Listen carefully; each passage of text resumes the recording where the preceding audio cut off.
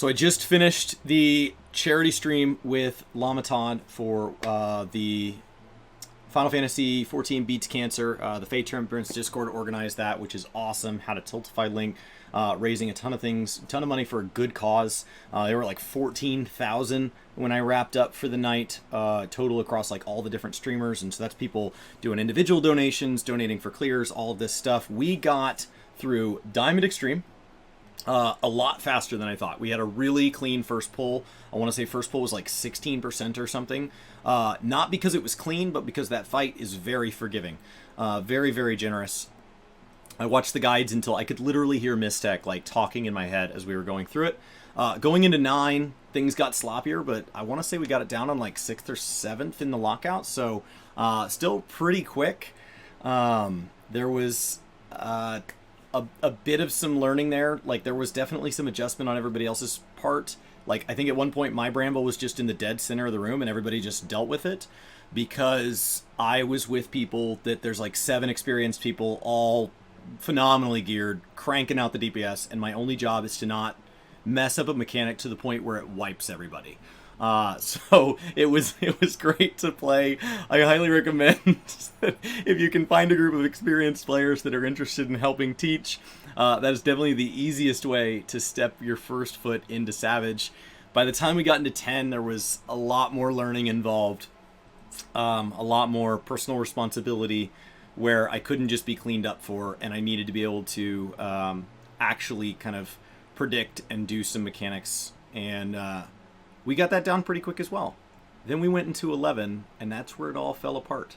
My prep for the night was I watched, basically, over the last several days, I watched Diamond Extreme a bunch of times, and then I watched Diamond Extreme followed by 9 a bunch of times, and then I did by 9 to 10, and then from 10 I watched 11 like twice, and I was glazing over, and then I was like, you know what, we're not going to make it that far. Well, we did. My thoughts on Savage. Really fun. Really fun. My last time to raid this level of difficulty of content, this level of seriousness, personal responsibility, way beyond extremes, where if you make a mistake, it's just going to wipe the whole party. I drive a cone into the party and it just wipes everybody and there is no recovery possible, was probably in like 2012 in World of Warcraft. So very, very long time ago. The raid prep brought back a lot of memories, which I was doing offline. The raid prep in streams, gearing up, brought back a lot of memories. And it's something that I knew I wanted more of as I have more time. I just didn't know when the time would appear. And having a great cause kind of move the excuses out of the way and say, you know what, you're going to do it this week. Like, you got 4 days, just do what you can to prep and figure it out. I really appreciate it pushing me over the hurdle. I think there's a silver lining to this event that it got a lot of people into Extreme and Savage. It got a lot of people, which is what walkathons and bikeathons do when they raise money for cancer, right? People sponsor them doing this thing, and then they, accidentally we get some people fit out of it. So I think accidentally we got me a little more gamer fit out of it, and I appreciate that. Raiding for 6 hours was right at my limit. It's definitely a lot of endurance. In 6 hours, we got an immense number of clears. Had that been at the beginning of the tier where there wasn't so much eye level possible in the group, where there wasn't so much experience possible in the group, where people probably not only know how to clear well on their role, but know how to clear well on other roles too, where Todd is asking like, hey, what job do you want to show off on? That's a different level of play to go with. And so traditionally in Raid Prog, you would really only be responsible for kind of one boss for the night, maybe having seen the next boss, maybe even just one phase of a boss. That was a lot. So I think, I'm in for a rude awakening when I go to try to do beginning of a tier, when I try to go do the extremes and the savages at the beginning of the next expansion. But the simple answer is like, yes, I'm interested. I don't know where I find a static. It is currently like 2:15 in the morning, which is about 1,000 hours past when I would have been in bed. So I don't know when I find a static because I'm really enjoying the kind of daytime stream schedule. And so, but the great thing with Data Center Visit is there might be a static that's in their prime hours on an EU server. And so there might be an ability for me to play with EU people that are, getting off work and having their evening raid time, which is right in the middle of the day for me. And so I think there is room there to kind of do that It's definitely a shift. I don't know that I'll want to be like week 1 hard prog. I'd still like to kind of wait for the guides to come out. At this point, I'd still rather be on the back end of the curve. There's a lot of time on blind prog. There's a lot of time when you're, but it doesn't say, you know what? If I want to go in with guides, let's say we're going to wait on Mystic's guide. Let's say that's 4 weeks, just for 3 weeks, whatever.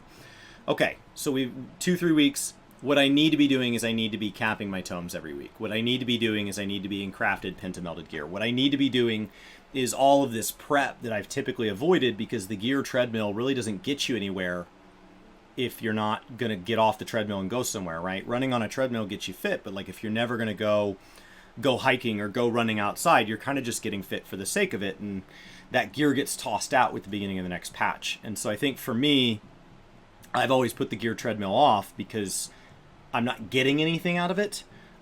This says, hey, at the beginning of next expansion, you need to expect to possibly do that. I would like to, between now and then, finish this tier, and then I would like to continue on Tuesdays, maybe doing some minimum item level stuff again.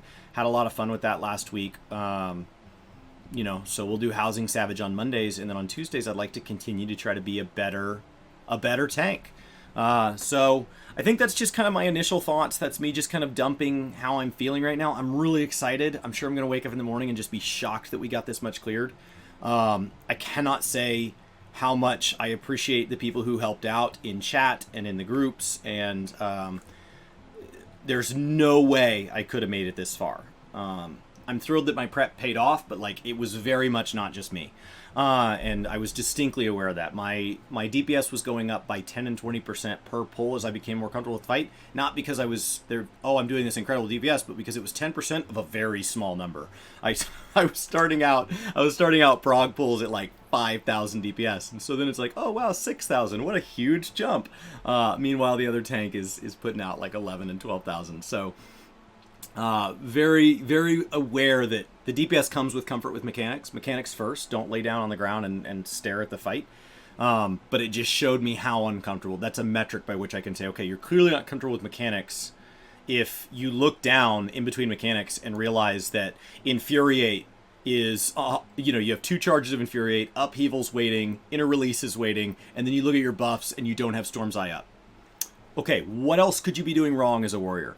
And so I've got a long way to go there, but it gave me goals, and we have 6 months till Endwalker, whatever the amount of time is. So I've got plenty of time to catch up. I do feel bad that time's so long for people who are already caught up, but for me, that's a perfect length of runway to get deeper into this style of content, while also leveling up jobs, while also doing Housing Savage, while also messing with Crafters and Gatherers and playing Guild Wars on Fridays, and so on.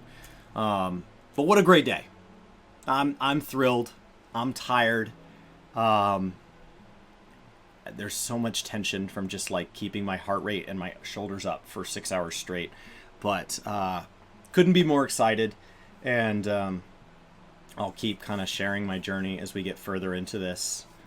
So thank you. This was just a chance for me to talk about a little bit of raid progression in 14 and gaming, kind of.